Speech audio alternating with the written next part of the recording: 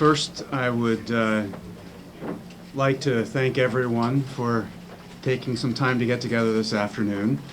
As you can see by the number of people that are in this room, as one person, I have been on the receiving end of requests from many of you, and so hopefully this is an easier way for me to answer some similar questions to a large number of people that have been interested. I do have a prepared statement that I'm going to read from, and copies are being made so they can be distributed, so you don't have to worry about getting every word exactly as read. And then I will open up to take some questions from those in attendance here. I would like to, before I read the statement, just say a couple of things about my visit. I have for decades visited Taiwan, often in a private capacity, and this visit is no different. This is a visit where I come to meet with people, to exchange ideas, and you'll know from the statement that I have not come to deliver any particular message, and I don't represent any particular campaign or transition in delivering a message. So, without further ado, I'll share a little bit of a response to some of the issues that have come up in recent days. First, let me say again how gratified I am that so many people care about where I am in the world and have such admiration for my abilities to influence things. That I am thrilled that President-elect Trump agreed to receive President Tsai's congratulatory phone call. Contrary to widely reported speculation, however, I was comfortably in Idaho last week, not here in Taipei, and the call itself was set up by members of the President-elect's transition team, not by me. I have no affiliation with the President-elect's transition team, and to date have not been offered any position in the new administration. As an active member of the Republican National Committee and a former White House official, I care a great deal about helping in any way I can to ensure the success of this transition and the incoming Trump administration. Like others with similar backgrounds, I speak with friends in the transition from time to time, in confidence, but I have no standing to speak for them, publicly or privately. This visit to Taiwan was planned well before the U.S. election, in part as an opportunity, after a very long campaign, to take a little bit of a break from talking about U.S. politics and to come to Taiwan and talk about developments in the region in a low-key fashion. So much for a low-key visit. I have been blessed to have had the opportunity to meet with each of your presidents, beginning with President Lee Teng-hui during my tenure at the Heritage Foundation. I met now former President Ma Ying-jeou while accompanying RNC Chairman Reince Priebus during an October 2015 Double 10-Day celebration. And I met current President Tsai Ing-wen along with other U.S. colleagues on the day of her inauguration earlier this year. I am grateful for the friendship and courtesy these and other Taiwan leaders have extended to me over the last 2 decades. They are under no obligation to meet with me each visit to Taipei, and I have no confirmation of a meeting with your president this visit. A few points of policy to share. It's wonderful to have a president-elect of the United States of America who is willing to speak in clear, simple, and sincere terms about his respect for democratic leaders and all people who seek good relations with the United States. He has made clear that he welcomes engagement with world leaders who seek good relations with us. It's wonderful to have a National Republican Party chairman who knows your leaders, has visited Taiwan, and supported positive support for our party, in our party, for Taiwan's freedom and prosperity. Thanks to the delegation led by Chairman Priebus to Taiwan, we were able to secure unanimous support for an RNC resolution affirming the 1982 Six Assurances. and other strong measures of support for Taiwan. I had the privilege to support that language being added to our National Party platform as co-chair of the 2016 Platform Subcommittee on National Security. We now have an important ally by the side of our president-elect as the next White House Chief of Staff. It's important to remember that the people of Taiwan have long had good friends in the U.S. conservative movement and the Republican Party. This recent call is an important step in the direction many of us have long advocated. As important as it is, it remains a small step. We should not overanalyze or overreact to the fact that your current and our future leader spoke by phone. While it is reasonable for the people of Taiwan to expect friendly relations from the incoming administration, it would not be reasonable to anticipate major changes in U.S. policy at this point. Let's allow the new administration to get inauguration and formation of its new policy team. With that, I'll be happy to take some of your questions, as I anticipate maybe those wonderful paragraphs did not answer every question you might have. Mr. Yates, I'm wondering if you could talk about North Korea's nuclear program and how you think the Republican movement, in particular the transition team, I know you're not on the transition team, but how the transition team thinks that North Korea's nuclear threat can be managed. The only way to manage it is going through China. And then how does the Saigon phone call change things? Thank you. Well, first I would emphasize that I'm not speaking on behalf of the transition team, and I cannot say what the Trump administration's policy is going to be with regard to East Asia or the North Korea challenge in particular. I can note from some experience having served in a White House that struggled with this problem that we have had 3 two-term U.S. presidents totally fail to change the direction of North Korea's nuclear weapons program. And we have had multiple instances where the regime in North Korea was predicted to be close to collapse, and yet it endures. And it remains a major challenge to the security of the United States, but also the security of friends and allies in this region. Many administrations have tried, through cooperation with China, to influence North Korea. You'd have to judge by the results of the last 20 years that that pursuit of cooperation with China has not sufficiently changed the kinds of threats that North Korea presents. President-elect Trump, during the course of his campaign, made very, very clear that he is not an advocate for regime change or dramatic intervention into other countries.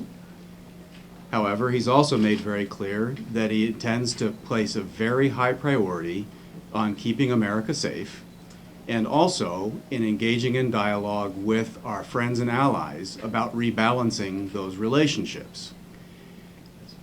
We can assume naturally then that there will be a conversation with our partners in the region about how they may allocate more of their resources for their national defense and security interests, and how we might have a fruitful, collaborative, and shared responsibility for meeting these kinds of challenges.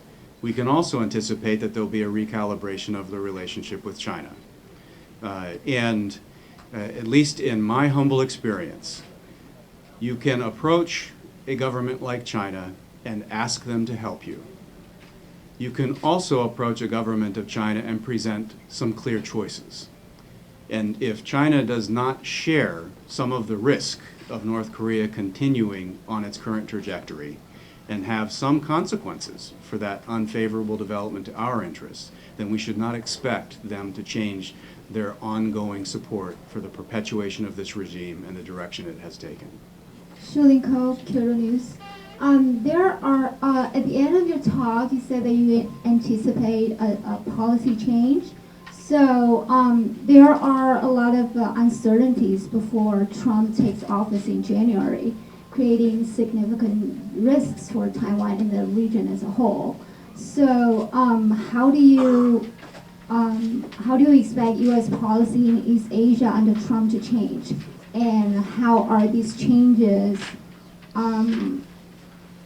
what impact are these changes likely to have on Taiwan-Japan relations? Thank you. Yeah. Well, to reaffirm what I attempted to say in my statement is that after this phone call of itself is not necessarily an indication of what kind of policy the new administration will have. And I know that since there were so many people in Taiwan that were so happy that after all these years, a significant leader of the United States simply received a phone call, that they are naturally then excited about, well, what else might we be able to do with the United States? I understand that excitement. I understand the pent-up desire for change. I too have walked somewhat along these same footsteps in advocating what I consider to be more normal approaches towards dealing with the democratic movement that is now Taiwan. So what I tried to say is there's no proposal from the incoming administration, in part, not surprisingly, because there isn't an incoming administration yet. We have to get beyond inauguration. The president has to form his policy team, and we have to allow them the time to set their priorities and lay out what they think the adjustments are in dealing with some of these major challenges, what some of the adjustments are in dealing with our friends and allies. Somewhat famously, during the course of the campaign, our president-elect suggested that we might need to revisit some of the components of our alliance relationships.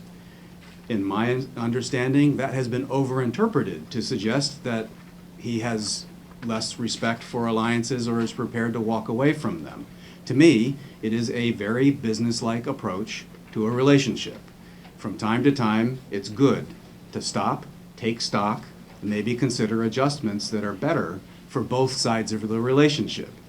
And so I would anticipate that we're just like when the Bush administration came in 2001. I wasn't a part of the Obama administration, but I think that they probably went through some similar things. And every time of transition, there is uncertainty. Frankly, in my entire adult life, I have not lived in a national security environment where there was not uncertainty. And so this is really no different. It is true that people do not know what they can expect when it comes to Asia policy from this new administration. But remember, in 1979 and 1980, a lot was said during a campaign and people did not know what to expect from an incoming Reagan administration. There were many people appointed to key positions in the Reagan administration, and within a year or two, some of them changed. The beginning of the Bush administration, there were many meetings that I had the privilege to participate in where we were talking about policy adjustments, maybe some course corrections in major relationships. And over the course of that first year, there was an EP3 incident with China. There was 9/11, and as it has famously been noted, everything changed. There is always uncertainty, and there's also no reason to anticipate that an incoming administration has it all worked out and it will always work as planned coming in. I hope that your government here is blessed with that. I hope that the United States might be blessed with that. But the kind of uncertainty we have in this transition, in my humble experience, is really not that different than other U.S. presidential transitions. The key difference is that in times past, you had a long list of advisors who had attached themselves to campaigns, and they were expected to come in and have jobs in an administration. We have lived through a very significant, different kind of campaign, one that was largely driven by populism and driven by a movement that went around your counterparts in the United States media and dealt directly with American voters by way of social media, by way of rallies, by way of other forms of grassroots organization. And that did not come into this transition with Barack Obama's famous 300 advisors that were part of the 2008 campaign, or the very long list of project readiness that Governor Romney had prepared prior to the last election. So there is uncertainty, but not out of the realm of reason. And neither I nor anyone else can tell you any major change to expect in policy towards Asia, other than we know that President-elect Trump is going to look very seriously at our economic relationships. Those are going to be a very high priority. And I think a premium is going to be placed on how do we get more investment in the United States? How do we onshore more manufacturing in the United States? And how do we recalibrate how much America is spending in order to try to provide for the common defense of many of our allies and partners around the world? Those are reasonable questions to ask, but it doesn't prejudge what the answers are to those questions. Hi, my name's Jenny from the Wall Street Journal. A couple of questions. You mentioned that you don't expect an immediate change in policy, especially the one China policy from the US, because it's a phone call. Then why did Mr. Trump make the phone call and make it public? I guess to be more straightforward, there's some people have criticized this phone call as Mr. Trump's way to use Taiwan as a chess piece to antagonize China.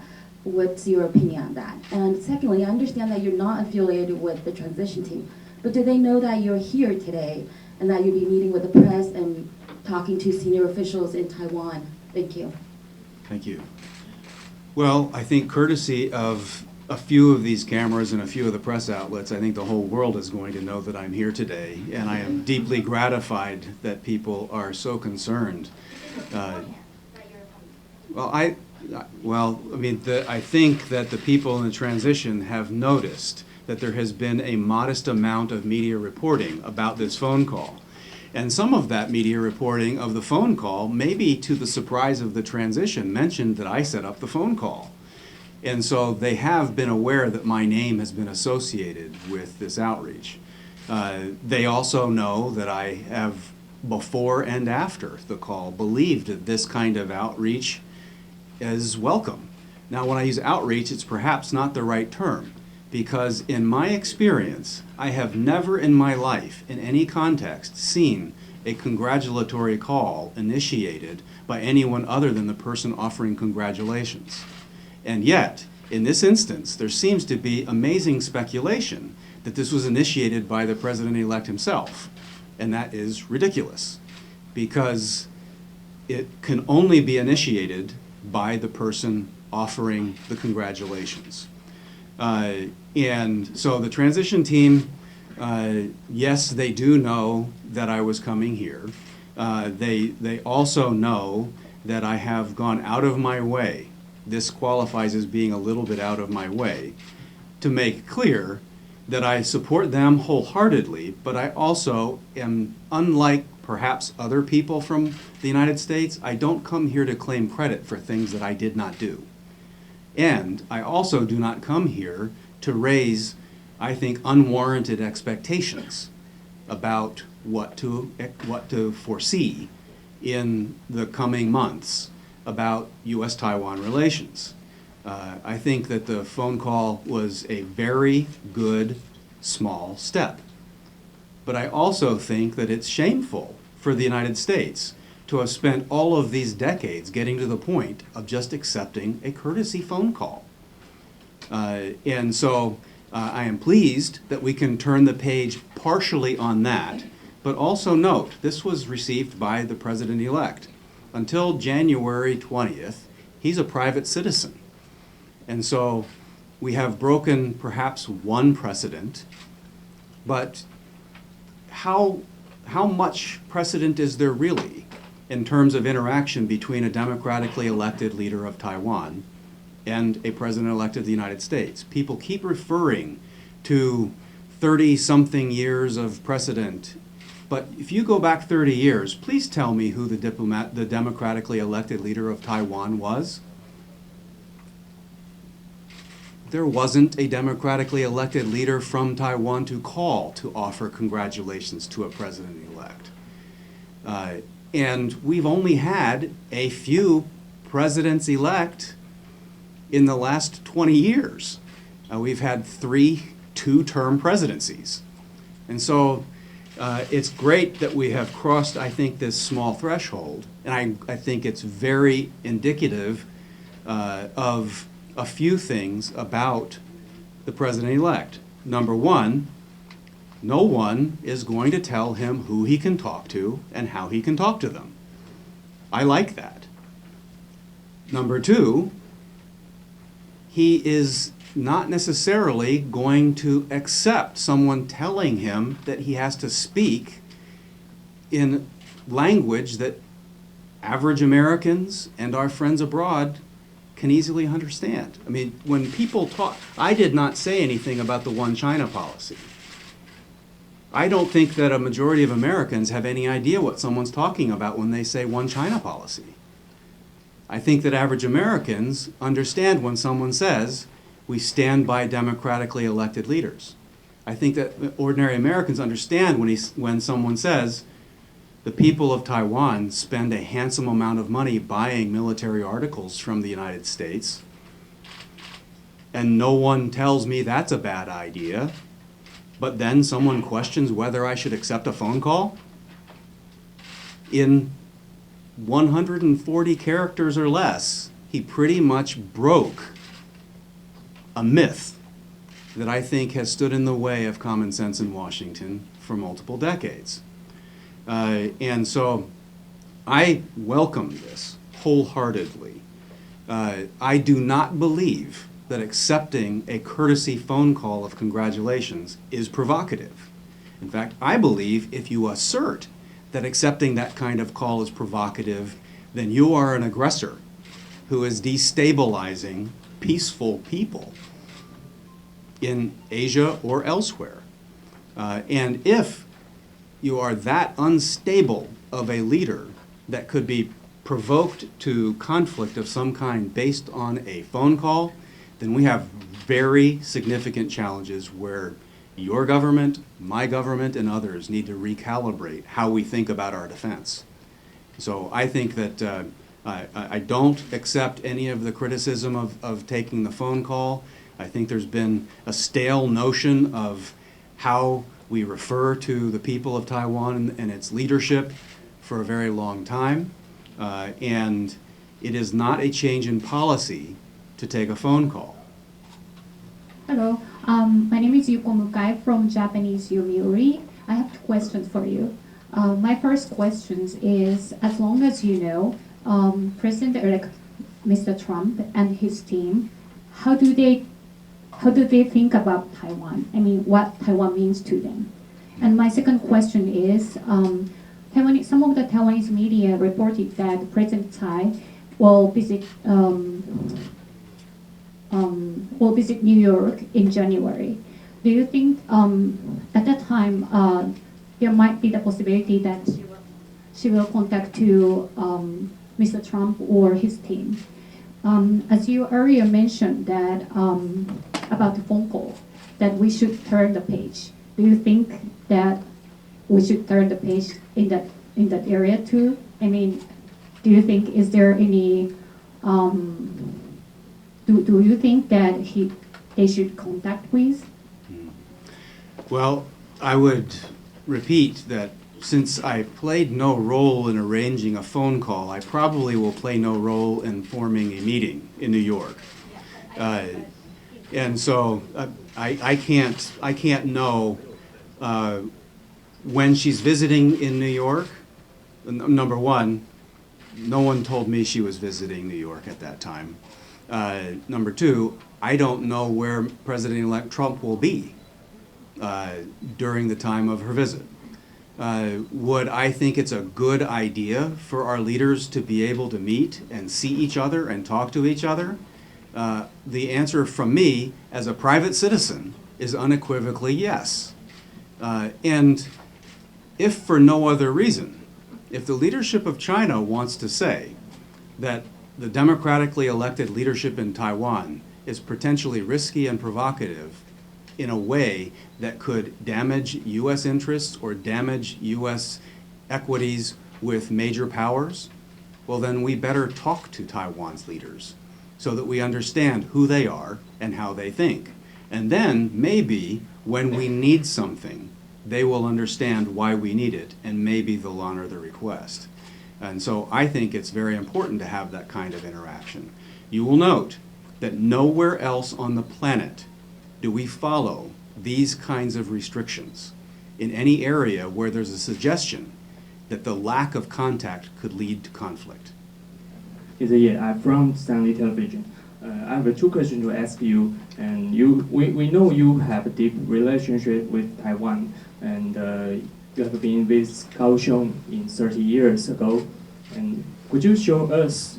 Would you speak Chinese? And second, second, and you write a Facebook. You said English trade is very interesting week. And would you take some simple or propose English trade? Okay. Thank you. Well, first, I assume at some point I will obligatory prove that I actually speak Chinese. Although some of your colleagues very kindly met me at the airport this morning and got a verification that I am able to speak Mandarin Chinese, at least with modest capability. Now, I have been very, very fortunate to have visited Taiwan, shocking to me to realize, for almost 30 years. And it has been a very, very important part of my life. And I'm grateful for the perspective it has given me to have come here at a time just as Jiang Jingguo was ending his days, and a relatively less known and at the time argued short-term leader named Li Denghui was about to become your president. And at that time, there were still people in the countryside of Taiwan that were afraid to speak openly about what some of their experiences had been in decades past. And as a humble missionary walking around in the countryside of Taiwan, I was deeply moved by the personal stories of sacrifice and loss in Taiwan's slow but steady progression towards democracy. So I have been extremely fortunate to have watched some of the people in this country go from average citizen or prisoner to actually serving in government. And it makes me wish that I could see more examples like that in all of Asia, and not just Taiwan. I'm sure that people here feel there's still more room to go in Taiwan's democratic progress. I honor that desire. But we still have very sizable parts of Asia where there are literally hundreds of millions of people that would die to have what you have here now. And I am humbled to have been a witness of this journey. And so in my monologue and in my jet lag, I've completely forgotten what you asked me. I'd like to ask that since you emphasized twice that you played no role in the phone call, I would like to know that are you trying to be a role to be a bridge between Taiwan and the States, maybe to make it better? Yeah. Well, some would say that's what I've done most of my career, but I don't, number one, I don't come here with any specific purpose, which is unusual for someone coming with no purpose to be met with such wide interest from the press. But I believe that having many bridges between the people of Taiwan and the people of the United States is the most important thing to success. Not that I or any other individual stand out so much. It is very, very important for the world to recognize the political shift that has happened in the United States. Something very big has happened in changing the nature of our politics. And I would assert that Washington has lost the country. And if you, our friends out in the world, have been relying on channels to Washington in order to preserve good relations with the American people, this election is a very stark warning that those people in Washington may not be your bridge to the country. And if you need the American people to understand the value of our relationship with you, our investment in alliances, then there needs to be significant engagement with the American people. And so my coming as an individual, as a bridge for communications, can do almost nothing to help form that larger bridge, other than just being one person at a time, ready to talk and ready to engage. But we need to have a lot more people willing to engage. And that's why, partly why I emphasized how important it was for my National Party chairman, Reince Priebus, to have taken the time to come and visit Taiwan when he did. We were building up towards a national campaign. There was every reason for him to say, I'm very busy, there are a lot of demands on my time, I need to be a lot of other places, I need to be working at home. He took the time because it's an important national interest of the United States, and he cared about understanding this part of the world. And because of that interaction, there is someone in a very important incoming position in the White House who has some knowledge and experience with this part of the world.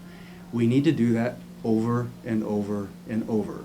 And part of my discussions with friends informally on this visit is to encourage more of that outreach beyond Washington. I'm Chen Yu from One Daily newspaper.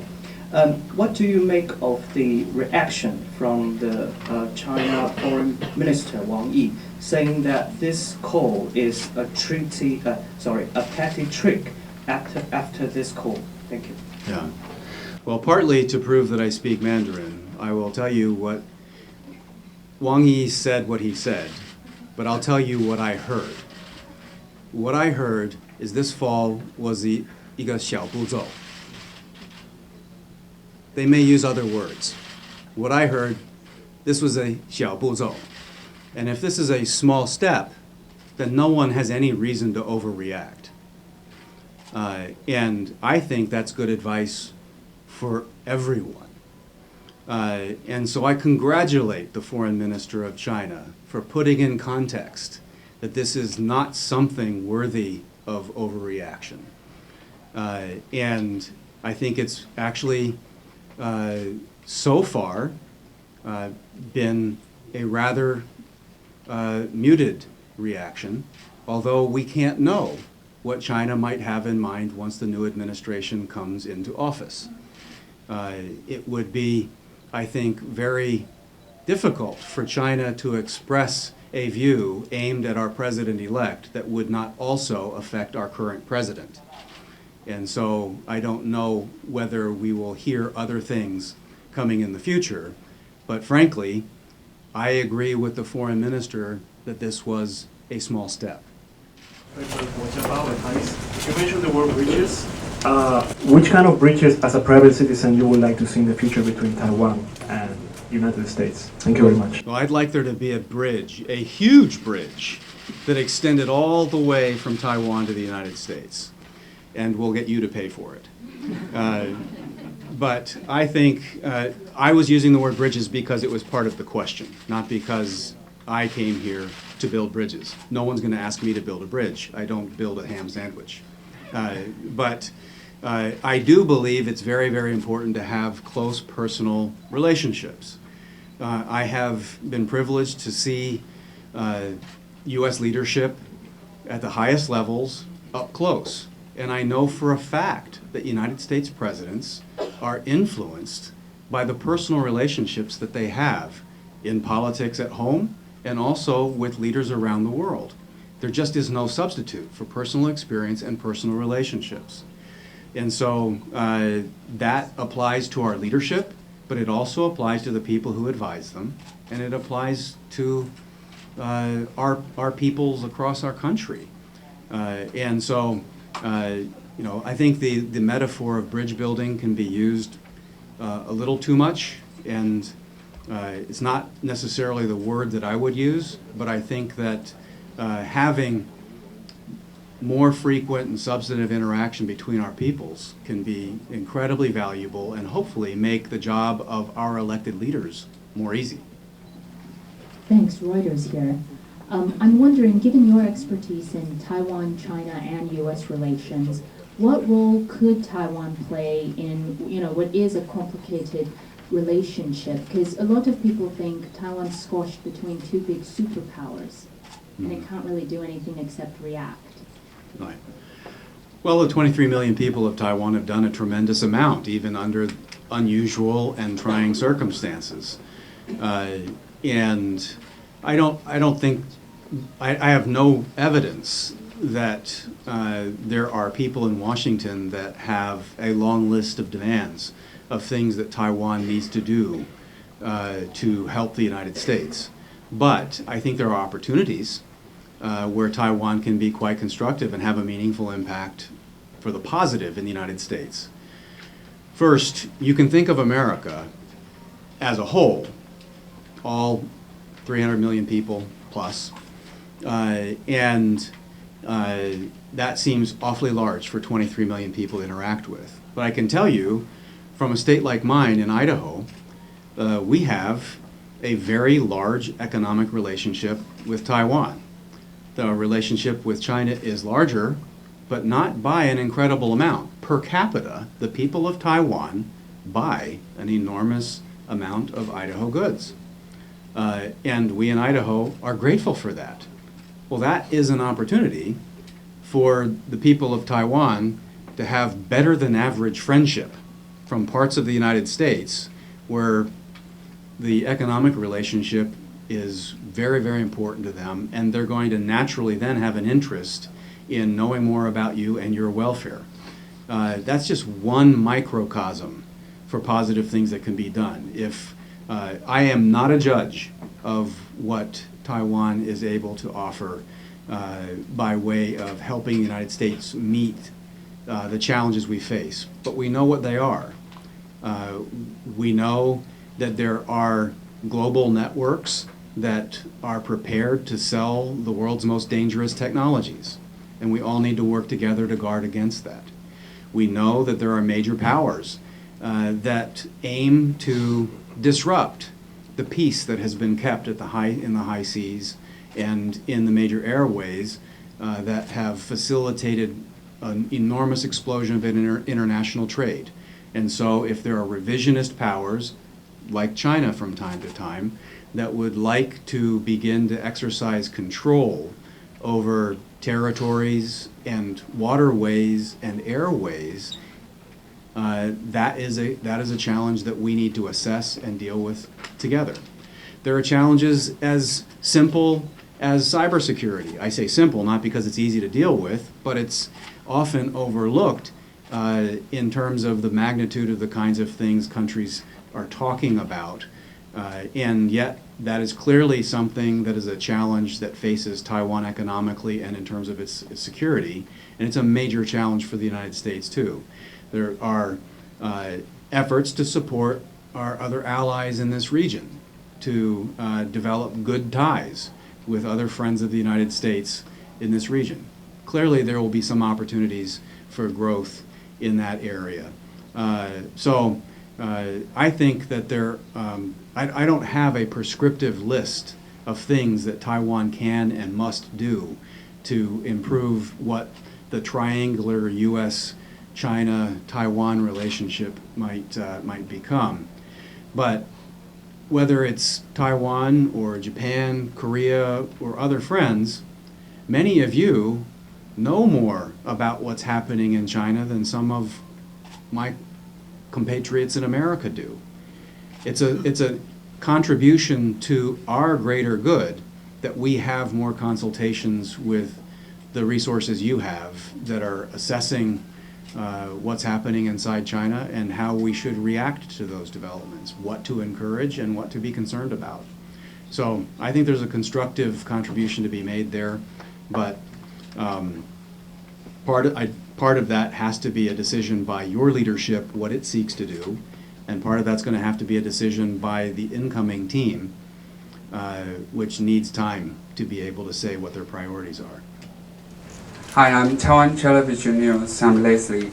I have a few questions for you. That earlier today, Mr. Josh Ernest mentioned that after the phone call between Trump and Tsai Ing-wen, that Beijing had called twice to the White House. And do you think that call may be the wake-up call to U.S. government or Taiwan government?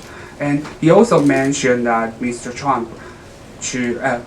Mr. Trump to see or to contact any president of the government, he should ask a professional team like State Council that to do after he asked the professional team's opinion, and then he should do that. Do you think that's a good advice?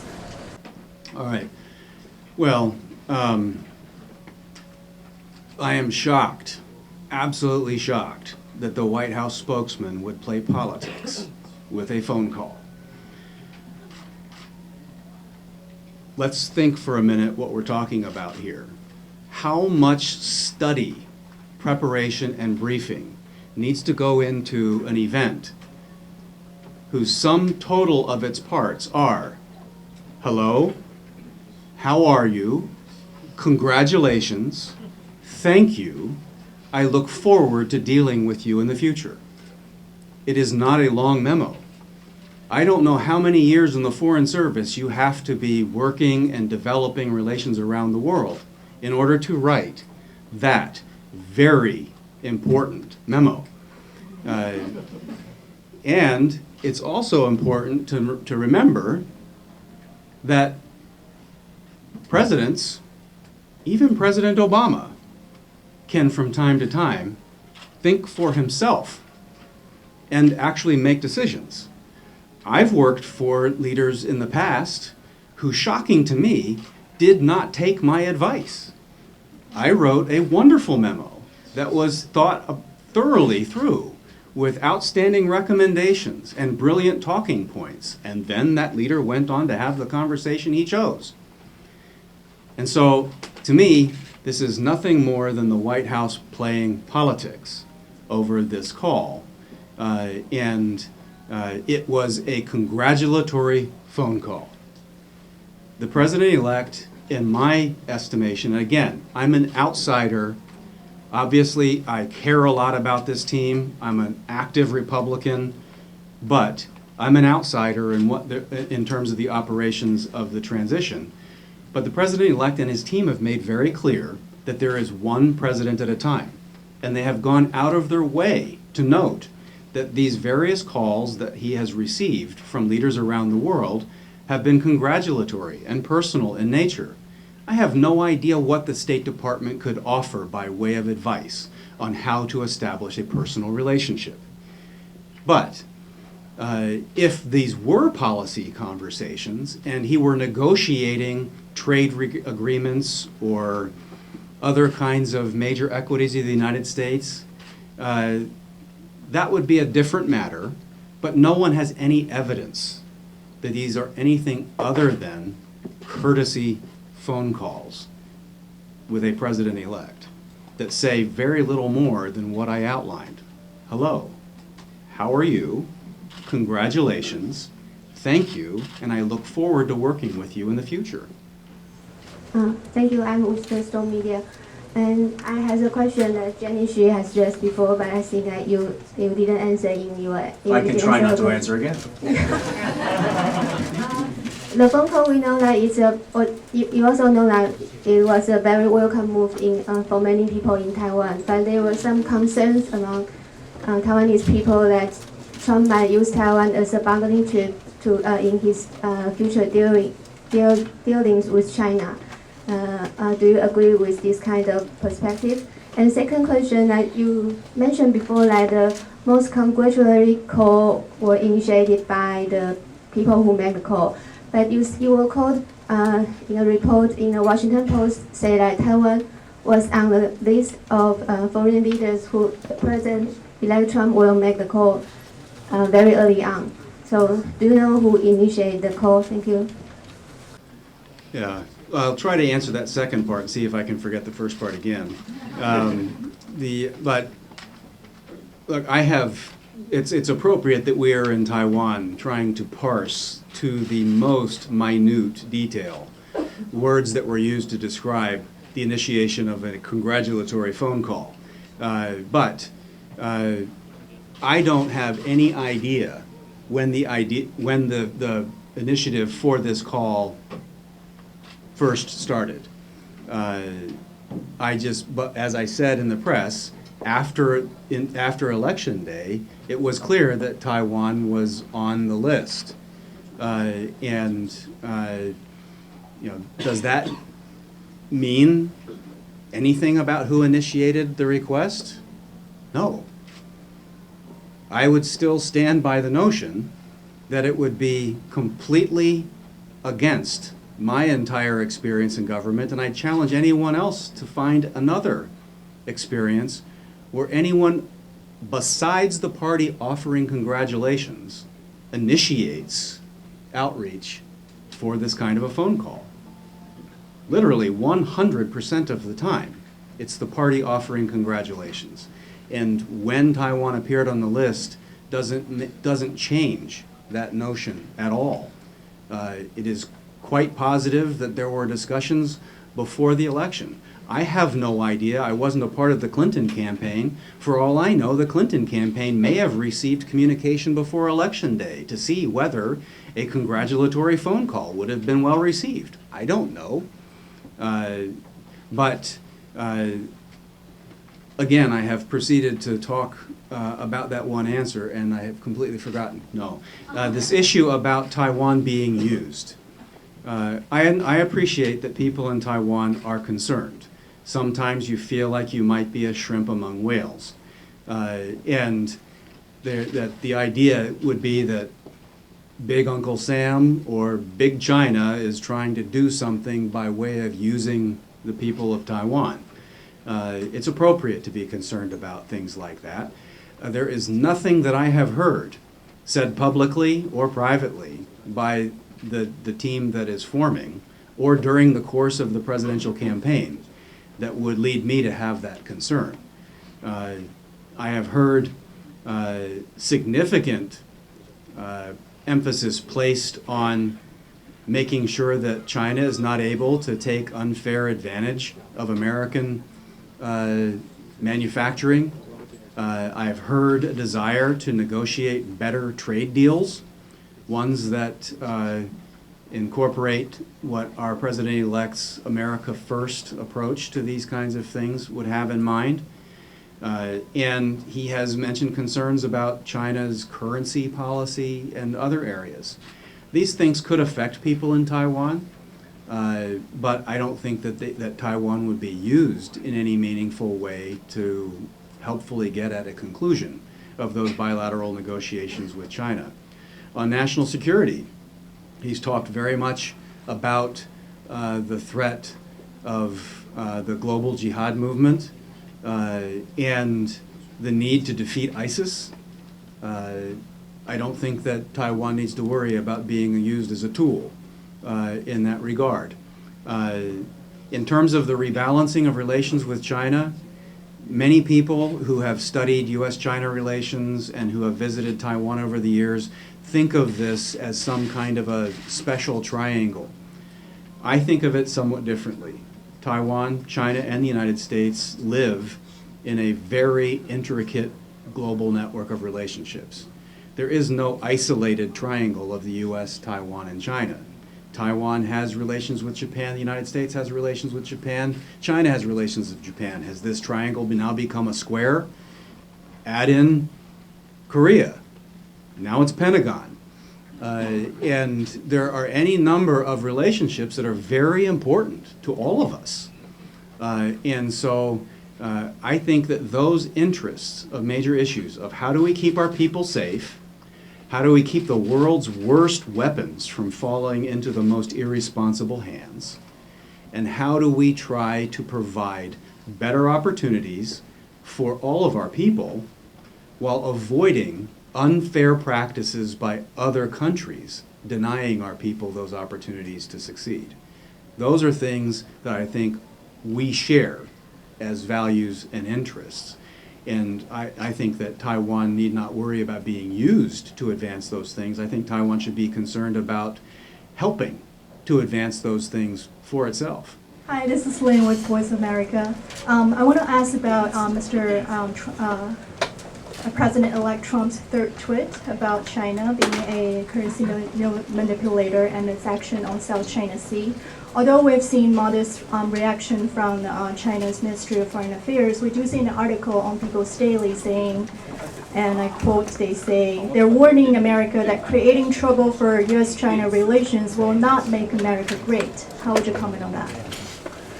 Well, I'm sure that the millions and millions of voters in the United States that supported this wave election that brought Mr. Trump to be president-elect are very gratified to know that the unelected leadership in Beijing is giving advice about how to make America great. And these substantive issues of currency and other kinds of trade practices, these are issues that have come before Congress and administrations for multiple decades. They've actually come from Democrats and Republicans. They do not break easily on partisan lines in terms of where the concern and motivation for addressing these issues are driving in the United States. I take the president-elect at his word that he thinks these are important priorities, and he has every intention on getting his team to focus on them. I think that we are probably witnessing some rhetorical posturing on the other side. That is their right. But I think it's very, very important that people recognize that one of the things that changed the electoral college map in the United States in 2016 was emphasis on these kinds of economic issues that have hurt parts of America much more than other parts of America. And President-elect Trump has made a commitment to advocate on those issues on behalf of especially the hard-hit manufacturing base of the United States. Hi, Barbara Solis for Confidencial in Spain. I was wondering, the big elephant in the room that is always that is always difficult to talk really about when we talk about the future of Taiwan is the official recognition of Taiwan by a U.S. administration and the recognition of Taiwan in an international public forums like the UN. So I'm wondering if you had to advise this new administration, would you advise to step forward and do that, recognize them or push forward a recognition at the UN of Taiwan? This is another familiar topic that's come up for a long, long time. Number one, I have lived through the process of becoming an advisor in government, and usually you do not get very far by telling your boss what he or she needs to know. You first listen to your boss tell you what you need to know. And then your job is to serve your boss in helping him or her accomplish those objectives. And so while I might have a personal view on this, even if I were to become an advisor, I would be mindful first to listen and second to advise. When it comes to the United Nations, I respect that there are people who care deeply about this, that there is a sense of dignity that has been injured by the lack of participation and respect from an international body that pretends, in my view, to say that it speaks for the interests of people around the world, that it considers itself to be the almost legitimacy granting institution for the international community. I don't share the high estimation of the value of UN membership for the people of Taiwan. I think it would be wonderful if the people of Taiwan could participate in a much more meaningful and deep way, but I'm a conservative, and I have deep respect for the ability of people in any country to take care of themselves without the need of an international government organization coming to tell you that you're okay. And I admire the pluck of the Taiwan people in having an internationalized, significant economic influence around the world without even having that kind of membership. I admire the ability of the people of Taiwan to forge consequential relationships so that even a president-elect is willing to take a phone call, even if the United Nations won't even allow your reporters to be on campus. I find all of these petty restrictions to be ridiculous. But that's just me. I'm a private citizen. What a leader of the United States is interested in advocating or moving on by way of these policies, a president has to make a lot of decisions. You cannot have 1,000 first priorities. And so would membership in the United Nations be the first priority for an incoming president? Not just President-elect Trump, for any US president? I think that's unlikely. We have other significant priorities that have been talked about through the course of a long presidential election that are going to have to be addressed. And so I admire the desire. I respect the application to try to return to membership in the United Nations. Frankly, I disagreed with the decision of your government not to accept dual recognition when that was a potential opportunity in the early days of the new arrangement on U.S.-China relations. But I would not anticipate that kind of a topic being front and center in the early times of an incoming administration in the United States. One thing I do want to say, it partly is regret, but you don't have to be so sad because there may be a day that I come again. Maybe with a little less coverage. But this was intended to be a private visit. This was intended to be a low-key visit, to be able to facilitate candid conversation among friends. And while I have tried to go out of my way to be able to answer as many questions as I can, and I understand there may be some follow-up, I am not going to be in a position to be able to accept individual interviews for the rest of this visit. As you can expect, if you look at a family this large, like it is in this room, if I grant one person an interview, do the rest of you promise not to also ask for the same thing? And so I did come halfway around the world in order to have meetings and not to do 100 interviews. And so I beg your forgiveness for not being as available as I might otherwise be. But I also thank you from the bottom of my heart for caring so much that I visited Taiwan at this very auspicious time.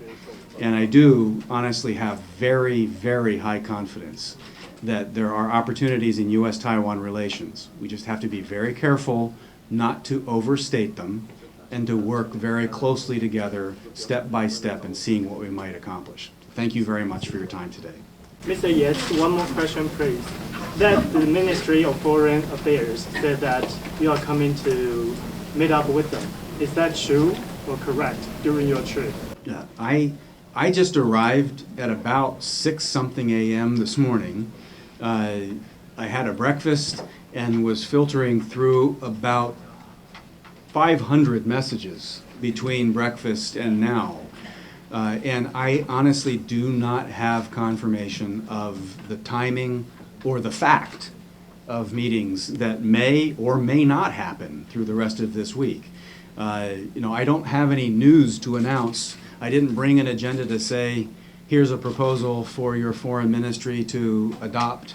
And so I have in past visits met with people in government offices. That may work out, but there's nothing that I am in position to confirm right now. And given all the attention, I might even understand if they said, we don't want to meet with this guy. He's got a lot of people following him around. Thank you.